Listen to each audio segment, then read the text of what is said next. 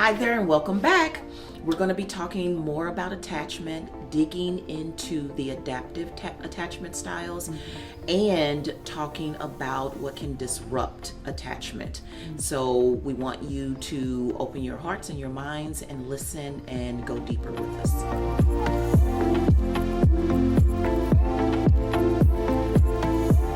We want to preface that this is not a diagnosis. We are only offering these as possible signs to be attuned to, but these are not by all means a way to point fingers at anyone.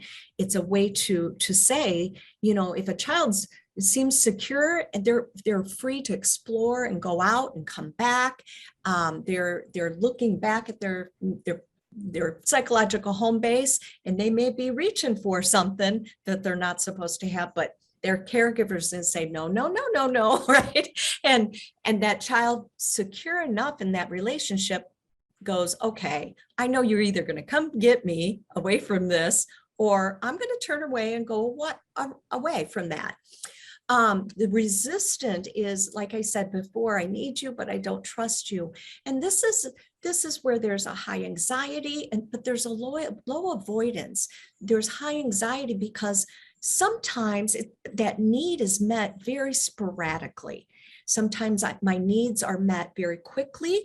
And then sometimes there's a long time that goes between getting that need met. And I talk about those basic needs, right? Getting my diaper changed, responding to my cry, being fed, basic need, right? But those needs are far, very sporadically met, so that the child's anxiety goes, are you going to do this or are you not? And so there's almost a clinginess.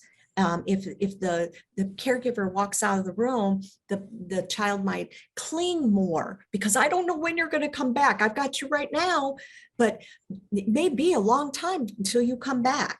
This is in the teacher world. We say, that teacher says, I'm going to go on a break. I'll be right back in 10 minutes. Where are you going? What are you going to eat? Who are you going to talk to? Where are you going? So there is more of a high anxiety there. That avoidant attachment is, what, I need you. I know I do, but I don't need you. I can do this myself because I'm done. I'm done trying to trust adults. They failed me too much, right? So I got to rely on myself. So that child basically just says, nope, I'm done. I have a sense of rejection. I'm becoming independent. I can do it no matter if I'm two and I need something to eat. I'm going to find a way to climb up on that counter and get me some crackers somewhere in that cabinet. So they avoid closeness. There's a low anxiety because I'm done being anxious. This has got me nowhere, right? And I'm going to avoid adults in my life. That relationship hurts too much, so I'm just going to hold up that brick wall. Disorganized is there's more of abuse here. So the response is more frightened.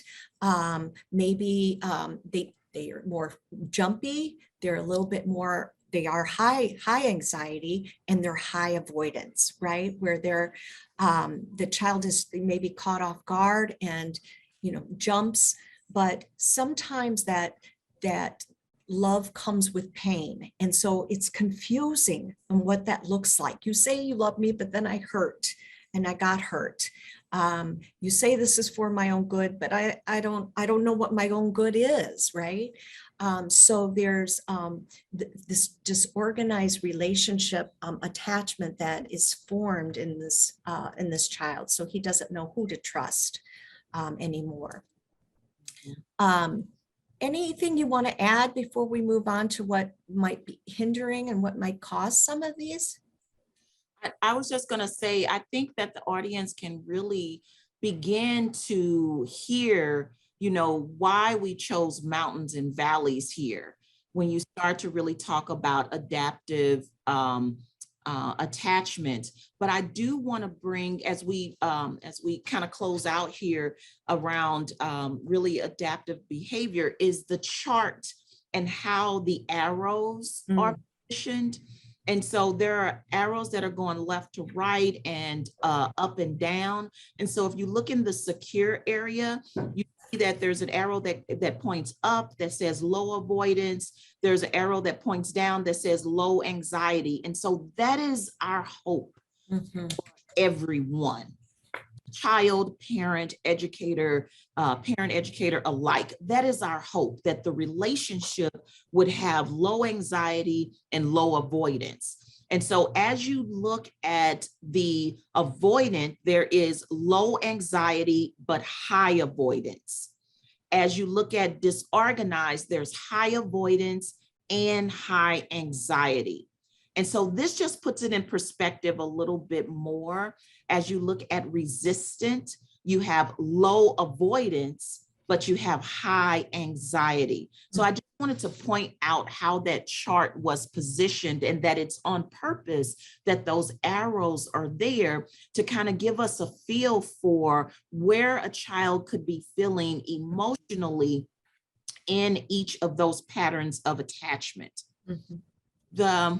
The next slide is the next slide about other things that could disrupt health. Yeah, it's up. Go ahead. Okay, so within the attachment stages between the child and the adult, one of the things that we've talked about in our work is kind of the best of two evils, right? We talk about neglect and abuse, whereas neglect is worse than abuse. And I know you guys are probably going, what did you just say? That makes absolutely no sense. But hear us out here. What we have begun to understand is that abuse is a message of, at least you see me, at least you hear me, and you touch me. Neglect is a message of, I don't exist. And so when we think of the worst of two evils, this is kind of where sometimes we need to take into consideration the impact that trauma can have on disrupting secure attachment, which allows us to form relationships. Right? Yep. And so we know that there can be toxic stress.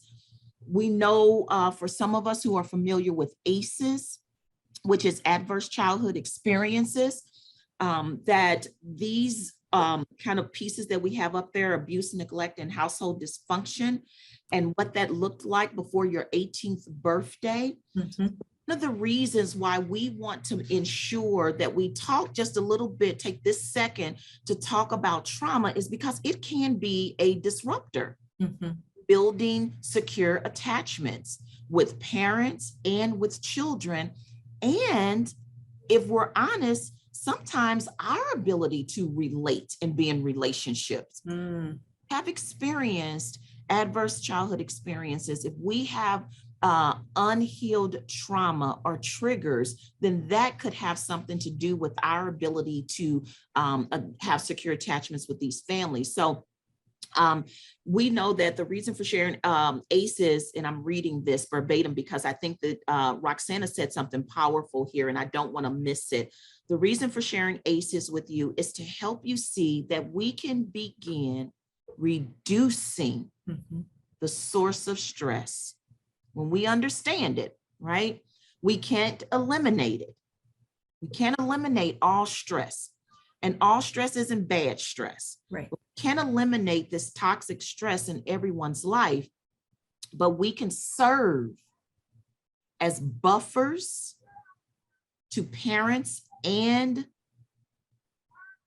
the caregiver. And I got to read this again because Roxanna, I keep messing this up. That's okay.